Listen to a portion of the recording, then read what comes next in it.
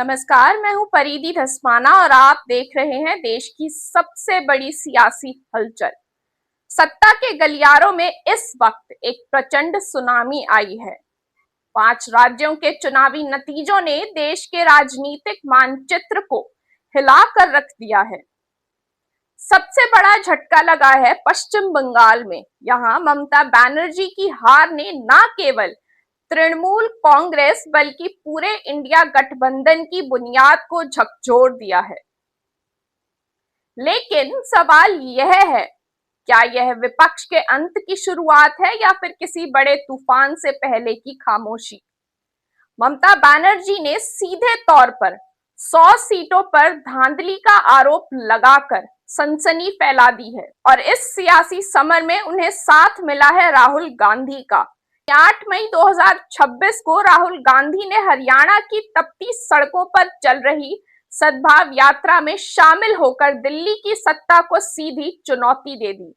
तमाम मतभेदों को दरकिनार कर राहुल गांधी ने न केवल ममता बनर्जी को फोन किया बल्कि चुनाव आयोग की निष्पक्षता पर भी गंभीर सवाल खड़े कर दिए हैं। कयास लग रहे हैं कि यह सद्भाव अब एक देशव्यापी आंदोलन की शक्ल अख्तियार करने वाला है। हरियाणा के मंच से राहुल गांधी ने जो तेवर दिखाए, उसने साफ कर दिया है कि विपक्ष अब बैकफुट पर नहीं बल्कि फ्रंट फुट पर खेलने की तैयारी में है। सुनिए राहुल गांधी का वो विस्फोटक भाषण जिसने सत्ता पक्ष की नींद उड़ा दी है। धन्यवाद अध्यक्ष जी। और हम सब लोग, हमारे नेता, सामाजिक न्याय के प्रेरता, जो दलित, पिछड़ों और अल्पसंख्यक की आवाज है, उन सबको मैं हमारे न्याय योद्धा आदरणीय श्री राहुल गांधी जी को आमंत्रित करता हूं कि वो हम सब लोगों को संबोधित करें। आदरणीय श्री राहुल गांधी जी।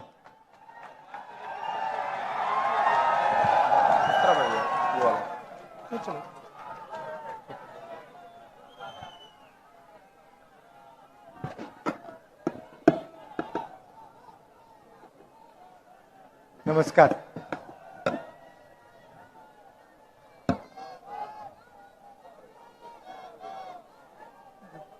बीके हरिप्रसाद जी, राव नरेंद्र सिंह जी, भूपेंद्र हुड्डा जी, ब्रिजेंद्र सिंह जी, रणदीप सुरजेवाला जी, उदय भान जी, स्टेज पे कांग्रेस पार्टी के वरिष्ठ नेता, भाइयों और बहनों, कांग्रेस के हमारे बब्बर शेरों, आप सबका यहां बहुत बहुत स्वागत, नमस्कार। कुछ साल पहले हमने कन्याकुमारी से कश्मीर यात्रा की थी। 4000 किलोमीटर कन्याकुमारी से कश्मीर तक हम चले। हमारे साथ लाखों लोग चले थे और एक नारा दिया था, नफरत के बाजार में मोहब्बत की दुकान खोलनी है। और ये नारा हमारा नारा नहीं था, ये नारा भीड़ से आया था।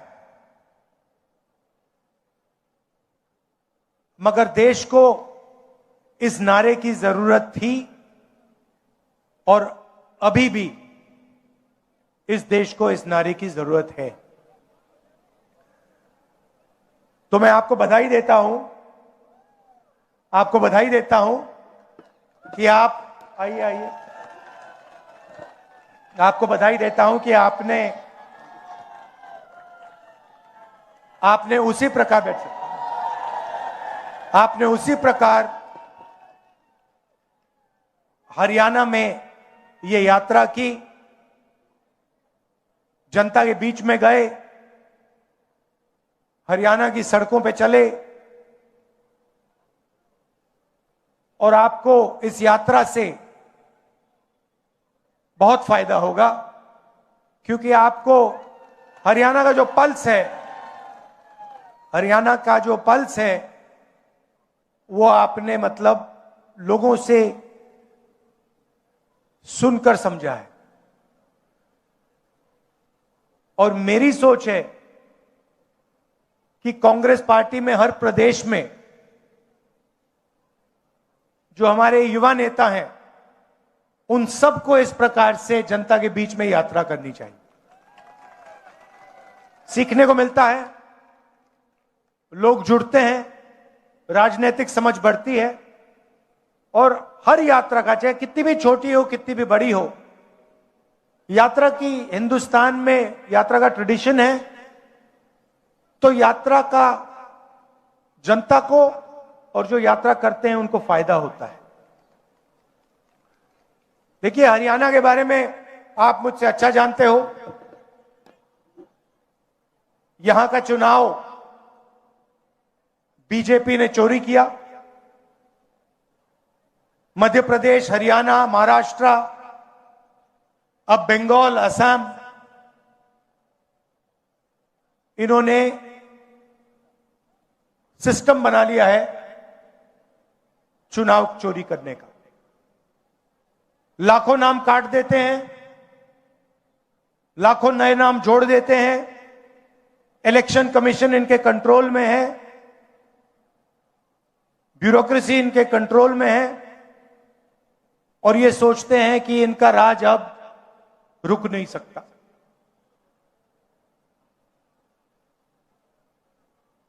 मगर टाइम आने वाला है इनका।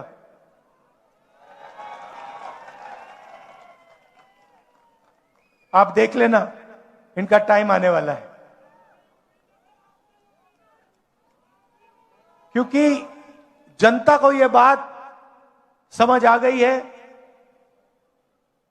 कि नरेंद्र मोदी जी, अमित शाह जी देश को बेचने का काम करते हैं। Airport, ports, infrastructure, power plant, अब निकोबार आइलैंड में मतलब पूरा का पूरा वहां पे बेच रहे हैं अदानी जी को। तो जनता को बात समझ आ गई है, इलेक्शन चोरी होता है और फिर आपका धन आपसे छीना जाता है, अदानी अंबानी को पकड़ाया जाता है। मैंने आपसे पूछा कि हरियाणा में सबसे बड़े मुद्दे कौन से हैं। आप हजारों किलोमीटर चले हो और आपने कहा कि हरियाणा में सबसे बड़ा मुद्दा बेरोजगारी का मुद्दा है। और ये सिर्फ हरियाणा की बात नहीं है, पूरे देश में बेरोजगारी फैल गई है। युवाओं को रोजगार नहीं मिल सकता है। डिग्री मिल जाती है, प्राइवेट यूनिवर्सिटी में, कॉलेज में डिग्री मिल जाती है, मगर फिर रोजगार नहीं मिल सकता। छोटी industry, small medium size industry सारी की सारी बंद हो गई। सीधा सा मॉडल है, अदानी अंबानी जी को देश का धन दिया जाता है और चाइना का माल हिंदुस्तान में बेचा जाता है। युवाओं को इंस्टाग्राम, सोशल मीडिया, इसका नशा दिया जाता है। और अगर आप सबूत चाहते हैं कि नरेंद्र मोदी कंट्रोल में है, तो मैं आपको अभी सबूत दे देता हूं। कुछ दिन पहले यूएस इंडिया डील हुई, आपने देखा आपने? यूएस डील में हिंदुस्तान ने अमेरिका को क्या दिया और अमेरिका ने हिंदुस्तान को क्या दिया, मैं आपको बताना चाहता हूं। और इसलिए बताना चाहता हूं क्योंकि ऐसी डील कोई भी प्रधानमंत्री नहीं कर सकता। ना कांग्रेस पार्टी का, ना बीजेपी का, ना किसी और पार्टी का ऐसी डील कर सकता है। और अगर डील करी है तो अमेरिका के दबाव में आकर करी है। डील में क्या हुआ? हमारा कृषि का सेक्टर, उसको अमेरिका के किसानों के लिए खोल दिया गया। दाल, कपास, अखरोट, बादाम, अमेरिका के किसान अपना माल अब हिंदुस्तान में बेचेंगे। उनके हजारों एकड़ के खेत होते हैं, मैकेनाइज्ड खेत होते हैं, हमारे छोटे खेत होते हैं। हिंदुस्तान के सारे किसान बर्बाद होने जा रहे हैं। पहला काम नरेंद्र मोदी ने यह किया। दूसरा काम, नरेंद्र मोदी ने डोनाल्ड ट्रंप से कहा कि 9.5 लाख करोड़ रुपए का माल हर साल हम अमेरिका से खरीदेंगे। मतलब हमारे सारे के सारे कारखाने, सारी फैक्ट्रियां, स्मॉल मीडियम इंडस्ट्री सारी की सारी बंद हो जाएगी। अमेरिका का माल हिंदुस्तान खरीदेगा। तीसरी बात, और शायद सबसे खतरनाक बात, नरेंद्र मोदी ने अमेरिका से कहा कि हम उन्हीं से तेल खरीदेंगे जिनकी परमिशन आप हमें दोगे। आपसे पूछे बिना हम किसी से तेल नहीं खरीदेंगे, चाहे सऊदी अरेबिया हो, वेनेजुएला हो, इराक हो, ईरान हो। हिंदुस्तान तेल खरीदेगा तो अमेरिका से पूछकर, डोनाल्ड ट्रंप से परमिशन लेके खरीदेगा। और चौथी बात, आपका सारा का सारा डेटा जो आप बातचीत करते हो, मैसेजेस भेजते हो, आपका मेडिकल डेटा, अस्पताल में आपका जो डेटा है, सारा का सारा नरेंद्र मोदी ने अमेरिका को पकड़ा दिया है। तो ये 4 चीजें नरेंद्र मोदी ने अमेरिका को दी। हिंदुस्तान को क्या मिला? हिंदुस्तान को कुछ नहीं मिला, जीरो, कुछ नहीं मिला। हमारा टैक्स बढ़ गया, उनका टैक्स जीरो हो गया, हमारा डेटा गया, हमारा कृषि का सेक्टर गया, हमारी ऑयल सिक्योरिटी, एनर्जी सिक्योरिटी गई, हमारी इंडस्ट्री बर्बाद हो गई। अमेरिका का कुछ नहीं गया। इसके 2 कारण हैं और मैं आपको साफ बता देता हूं। सबसे पहला कारण, आपने नाम सुना होगा एप्स्टीन का, सुना है? 30.5 लाख एप्स्टीन की फाइल्स अमेरिका में पड़ी हुई है। नरेंद्र मोदी की पूरी हिस्ट्री, उसका चरित्र उन फाइलों में है। और डोनाल्ड ट्रंप यह बात जानता है, समझता है। डोनाल्ड ट्रंप खुल के कहता है, मीडिया में खुल के कहता है, अपने ट्विटर पे खुल के कहता है कि नरेंद्र मोदी के करियर को मैं 1 मिनट में खत्म कर दूंगा। और दूसरा काम, अदानी कंपनी पर अमेरिका में केस लगा रखा है, क्रिमिनल केस। अदानी जी हिंदुस्तान के सबसे बड़े बिजनेसमैन हैं, अरबपति हैं, मगर हिंदुस्तान से बाहर नहीं निकल सकते, क्योंकि जैसे ही हिंदुस्तान से बाहर जाएगा, अमेरिका में इस पर केस है, क्रिमिनल केस है, इसको पकड़ के ये ले जाएंगे। और ये केस अदानी पे नहीं है, ये बात आप समझिए, ये केस नरेंद्र मोदी पर है। क्योंकि नरेंद्र मोदी और अदानी एक है। कंपनी का नाम अदानी है, कंपनी का नाम मोदानी होना चाहिए। और यह पूरा देश जानता है, पूरा देश जानता है कि बीजेपी का फाइनेंशियल सिस्टम, बीजेपी का फाइनेंशियल स्ट्रक्चर अदानी है। और यह डोनाल्ड ट्रंप को भी मालूम है, इसलिए उसने केस लगाया है और हिंदुस्तान के प्रधानमंत्री को कॉम्प्रोमाइज कर दिया है। नरेंद्र मोदी चू नहीं कर सकता है बिना डोनाल्ड ट्रंप के परमिशन लिए। डोनाल्ड ट्रंप अगर इससे कहेगा तू जंप मार, नरेंद्र मोदी जंप मारेगा। यह हिंदुस्तान की सच्चाई है। और आप लिख के ले लो, आप लिख के ले लो, ये जो नरेंद्र मोदी है, जो आज हिंदुस्तान के प्रधानमंत्री हैं, ये टिक नहीं पाएंगे। क्योंकि जनता में इतना गुस्सा है, आपको जितने इलेक्शन चोरी करने कर लो, मगर अंत में जो जनता की सच्चाई है, जनता में जो गुस्सा है, उसका सामना आपको करना पड़ेगा। और जनता डिसाइड करती है हिंदुस्तान में क्या होगा। अब देख लेना, आपने देखा, पता नहीं, मैंने भाषण किया, यूएस डील पर भाषण किया लोकसभा में, मैंने एप्स्टीन का नाम लिया, और नरेंद्र मोदी ने अमित शाह को इशारा किया कि भैया इसको, स्पीकर से कहा कि भैया बंद करवा। 4 घंटे लोकसभा में मुझे बोलने नहीं दिया।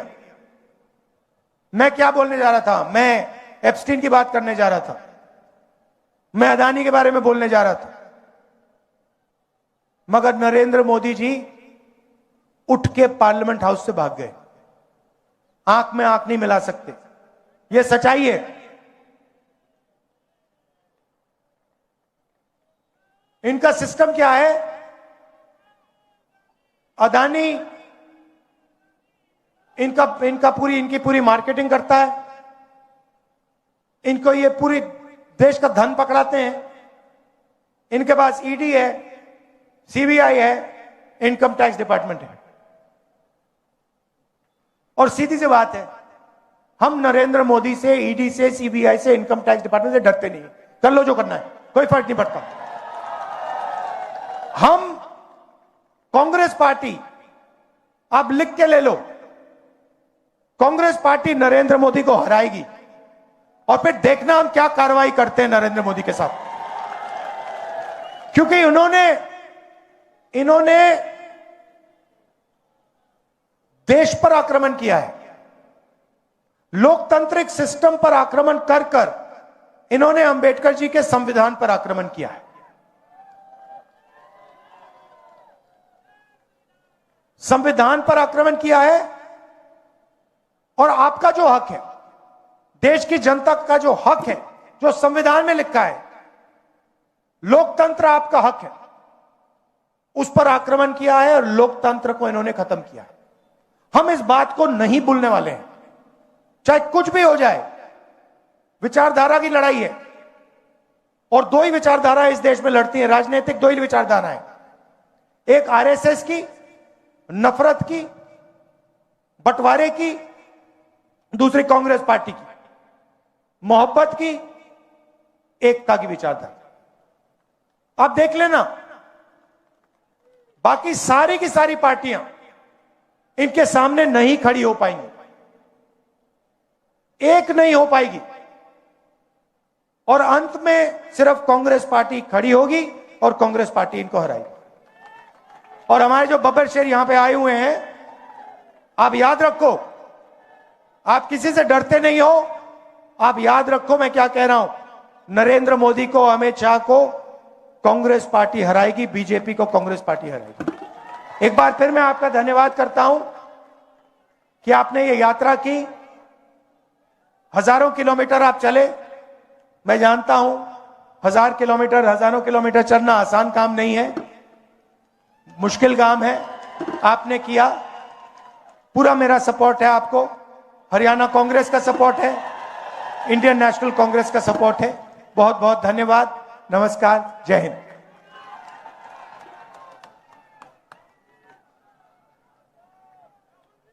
बहुत बहुत धन्यवाद सर।